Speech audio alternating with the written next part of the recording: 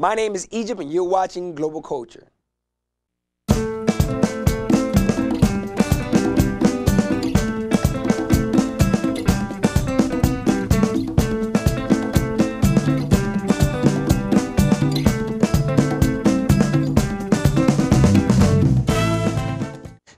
She said she wanted me to love her in a way that no man ever loved her before. So I said, get on your knees, give me your hands, close your eyes. She said, okay, Big Daddy. Okay, what else you want me to do? I said, you know what we're gonna do? She said, what? I said, we're gonna pray together.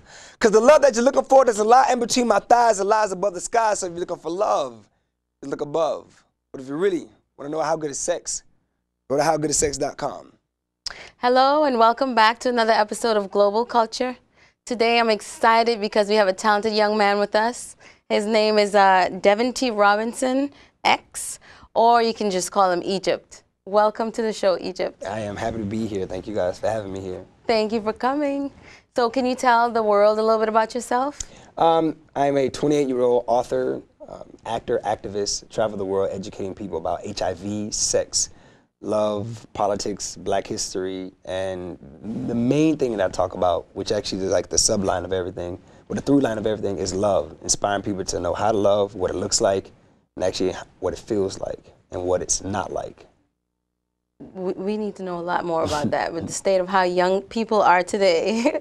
Yeah, that's interesting. What caught my eye is your vest says howgoodissex.com. Now, is this your website, and what is it about? Well, I wrote a book called How Good Is Sex, which came from a workshop called How Good Is Sex. So, and then I did the workshop, and then the book. I said, you know what, I'm gonna need to make sure my website says How Good Is Sex as well, so that way people are able to understand. You know, it makes really simple. In the workshop, the book, what it's actually about is just inspiring people to understand that if sex causes us to get HIV, early teen pregnancy, all this other craziness, and then really how good is it? If all these people are heartbroken, miserable, depressed, how good is this sex thing? So I wanted to create something where it gave people a guide to understand that sex is not all it's cracked up to be, but the most important thing is to understand why we're having sex, who we're having sex with, why we're having with who, and getting these questions out, having these real adult conversations, because we weren't having adult conversations. We were just having sex with people, then asking questions later. And that's how the situation becomes toxic, when you do something and then you ask later, and that's the worst way to go about it. Right. Yeah. So do you have, do you give any talks or classes, seminars, anything? Where can someone who, other than reading your book, is interested about talking about this more, or find out more information about, you know, I don't know what's the difference, and I need someone that can talk to about this. Where can they reach you? They would just go to the website, howgoodissex.com. On there, you actually can see some of my talks. You can see some of the work I've done on BET. You can see some of the work I've done all across the world there. And you can even contact me. On the website, I allow people to go ahead and actually ask a question. You have a relationship question, I'll ask it. You can ask it, and then I'll answer it on video. Oh, nice. So that way they can get a chance to actually see me answering it. They don't think it's some automated service that I have like somebody in a different country answering for me. It's actually me, a video of me actually speaking the answer to them, so that way they can understand that I'm sincere and I'm really here for the people. I really want, not in like the political sense, but in the realistic sense. I want people to know that the biggest reason why we're failing is because we don't have that connection. We have more of businesses trying to teach us about something, or we have such a mechanical approach. Mechanical meaning it's more technological in the sense we have text messaging, we have everything on Facebook and stuff like that. That's technological. That is missing that soul. But when you have somebody actually making a video that's for you or for your question, it's more personal. It makes you feel like that person took the time out of their day just to say, answer what I need them to answer. And that's what you can get on howgoodissex.com. And well, why would someone come to you? Like, what makes you, let's say, a knowledgeable person on this topic? Besides the 8 years of research and, of course, the 2 books, my workshop comes from a lot of experience. And every time you come to my workshop, there's not one person there that didn't relate to something in that workshop. And it's been honed over almost a decade of constant research, me figuring out my personal experiences, other individuals' experiences, and splice them together to find out what was that missing key. Why did this not work? Now let me tell you why it didn't work. Let me tell you what I figured out to help individuals to to have better relationships, to have not so toxic love situations, because a relationship and a love situation are two different things. But that's what they were coming to me for, because they would see the credibility behind my words, how when they hear me speak, they understand that, yeah, that's exactly what my mom told me, because all I'm really doing is telling what your mom told you. I'm just saying it in a prettier way, because I'm a poet, so it makes a lot more sense. And you're a little bit younger than our parents, so we can actually, I understand that a little bit better when it's coming from someone in my age range, or just someone that I think like looks like me or is going through something like me, because your parents are like, oh, mom. So I what think, do you know? right.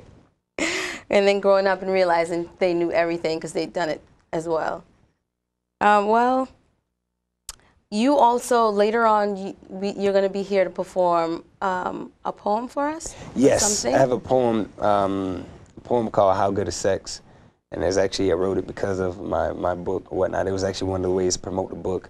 We did a few commercials on VH1, Oxygen, and Lifetime or whatnot. So we really want to hit the female audience. Yeah, we really want to get them excited so they can understand that this is for them, because the book is for them. It's a basic guide for women to stop dating deadbeat dudes. I know that's alliteration, but it's mainly just to inspire women to realize that you're so precious, you're so valuable. Now let me let you know why you don't need to give yourself away to this guy who isn't worth you. Because when you do that, you're actually taking away from your values. For instance, right, if you say a Bentley is worth $150,000, right? You own this Bentley. I come to you and I say, I want that Bentley. You say, costs $150,000. And I say, well, I have $100, a good smile, and I can treat you okay.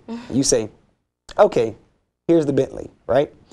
You just gave something that was $150,000 away for $100, a good smile, and to be treated okay. So it's no longer worth $150,000. It's now worth $100, a good smile, and be treated okay. And that's what I wanted to convey to women. I want to understand that the moment you do that, what you're doing is you're showing that you're not what you say you're not what you say you're worth. What you are is you're saying what you just gave yourself away for.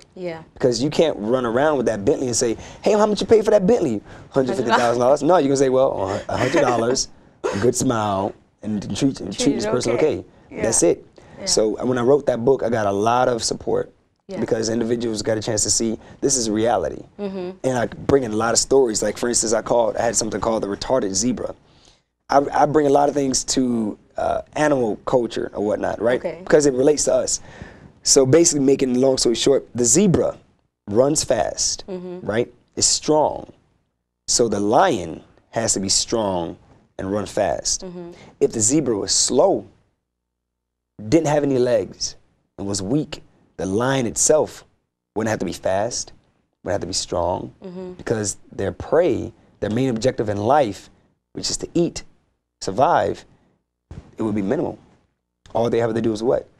Just walk up to it and just kill it. So I said, if a woman is a smart zebra, she's going to continue to run fast. She's going to be educated. She's going to make sure she keeps her standards, keeps herself in shape just for her own self, not just for a guy, but for herself, just to be healthy. She's going to make sure she keeps her values, make sure she gets close to God. She's going to do that automatically. Now, a retarded zebra is going to do the complete opposite. It's going to mold herself to fit a man. Then it makes it a lot easier for that man to get her. Doesn't mean that man's a good man. It just means that man is a lazy man. And then he's going to get her. He's going to treat her right? No. She's going to be back in that cycle again 3-4 months later, broken, sad, and hurt. So, but I talk about that in the book, and people relate to it. They're going to understand, like, I am the retarded zebra because I gave myself away, and this guy wasn't worth anything, and now I'm hurt, and da-da-da. And then they realize that some women, they don't see the women who hold themselves and say, I'm worth this, and I will not give myself up until I get this. And see those women go into those happy relationships because they don't see them. Because we're too busy looking at that miserable girl who's dating all these guys and always has a boyfriend. And we're like, oh, look at her. But in reality, she's depressed, she's hurt, she's lonely, although she has somebody. So that's why the book has been so poignant and powerful, and why, of course, I have the website that way, and why I use the poetry to get people. Yeah, I'm excited. I can't wait to hear your poem later.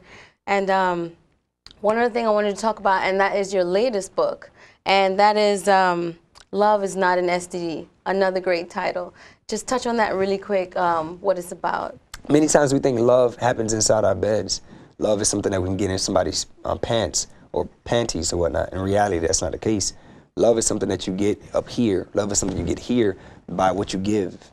Love is a donation. It says it in the Bible. In 1 Corinthians chapter 13, verse 4 through 8, love is a donation. Love is something you give, that you endure. You go through something to get it.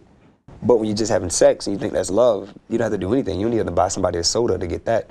So that's what it talks about, love. It's teaching people what love is. And the book is small, but it's powerful because of what you have to do in order to finish it. You don't just read it. You actually have to do something. Oh. You have exercises in a book. Until you finish the exercises, you haven't finished the book. Interesting.